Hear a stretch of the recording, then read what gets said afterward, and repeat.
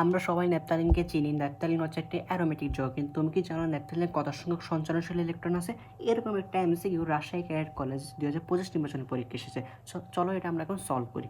তো প্রথমে বুঝতে আমাদের সঞ্চালনশীল ইলেকট্রন কি।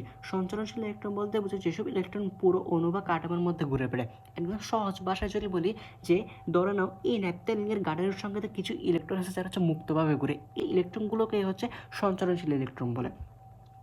একটি পাই বন্ধনও হচ্ছে দুটি সঞ্চালনশীল ইলেকট্রন থাকে। পাই বন্ধন মানে কি, এই যে পাই বন্ধন এটাকে হচ্ছে পাই বন্ধন বলে, এটাকে হচ্ছে পাই বন্ধন বলে। ন্যাপথালিনে পাই বন্ধন আছে 5টা, তার মানে সঞ্চালনশীল ইলেকট্রন আছে 5 × 10। এইভাবে ন্যাপথালিনের সঞ্চালনশীল ইলেকট্রন বের করা যায়। এছাড়া আরেকটা উপায় আছে, সেটা হচ্ছে হাকেল নীতি। হাকেল নীতির সূত্র হচ্ছে 4n+2।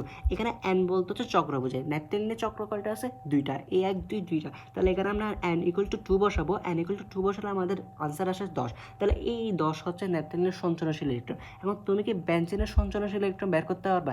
এই বের করতে পারলে আমার কমেন্টে জানাবে। এবং রসায়ন সম্পর্কে এরকম রহস্যময় তথ্য জানতে আমাদের পেজটিকে ফলো দিয়ে রাখা এবং সাবস্ক্রাইব করে দাও।